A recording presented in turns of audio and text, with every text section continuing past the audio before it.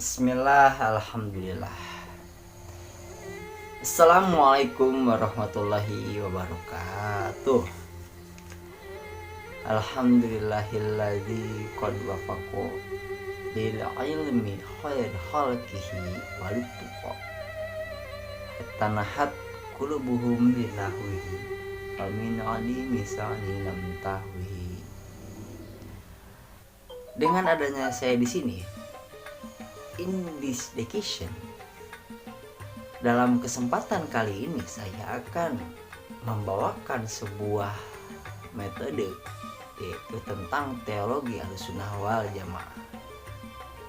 Dilihat dari secara etimologi, istilah Ahlussunnah wal Jamaah itu berarti golongan yang senantiasa mengikuti jejak hidup Rasulullah SAW dan jalan hidup sahabatnya, atau golongan yang berpegang teguh pada sunnah Rasul dan sunnah para sahabat. Terlebih khusus lagi yaitu untuk 4 sahabat, terlebih khususnya itu 4 sahabat, sebagaimana yang pertama Abu Bakar As-Siddiq, yang kedua Umar bin Khattab, 3 Utsman bin Affan, dan keempat Ali bin Abi Thalib. Nah, sekarang kita melihat kata Ahlussunnah wal Jamaah. Dalam kata Ahlussunnah wal Jamaah itu mempunyai 2 makna. Yang pertama, mengikuti sunnah-sunnah dan asar-asar yang datangnya dari Rasulullah SAW dan para sahabat, menekuninya, memisahkan yang sahih dari yang cacat, dan melaksanakan apa yang diwajibkan dari perkataan dan perbuatan dalam masalah akidah dan ahkam. Nah, mana yang kedua, yaitu lebih khusus dari makna yang pertama, karena yang dijelaskan oleh sebagian ulama, di mana mereka menamakan kitab mereka dengan nama As-Sunnah. Kedua makna ini menjelaskan kepada kita bahwa mazhab Ahlussunnah wal Jamaah itu kelanjutan dari apa yang pernah dilakukan Rasul dan para sahabat. Ajaran Ahlussunnah wal Jamaah yaitu menggunakan 4 prinsip. Yang pertama tawasud, tawajun, iktidal, dan iktisad. Apa sih itu tawasud? Tawasud itu menyelaraskan antara 2 sumber nas dan pelalaran Ahlussunnah wal Jamaah berpijak pada nas baik Al-Quran maupun As-Sunnah. Yang kedua tawajun, yaitu selalu mempertimbangkan kebenaran 2 sumber. Begitu juga dalam menggunakan penalaran yang harus mengacu pada syarat-syarat tertentu, sehingga kesalahan dalam penalaran bisa terhindari. Iktidal mempunyai arti tegak, lepas dari penyimpangan ke kanan dan ke kiri, dan tidak condong pada kehendak hati. Yang keempatnya iktisad, yang dimana iktisad ini sederhana, tidak berlebihan, dan mudah dipahami.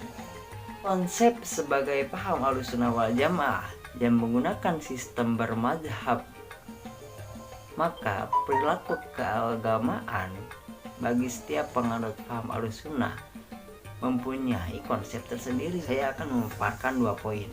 Yang pertama yaitu keseimbangan atau tawajun. Keseimbangan antara penggunaan dalil akli dengan dalil nakli, nas Al-Quran dan hadis Nabi, serta berusaha sekuat tenaga menjadi kemurnian akidah Islam dari segala campuran akidah dari luar Islam. Seperti contoh yaitu dalam memahami kata yadullah. Kita bisa lihat secara harfiah kata yadullah.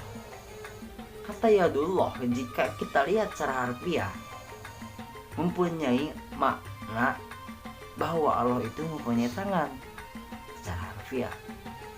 Tetapi itu mustahil jika dilihat secara dalil akli.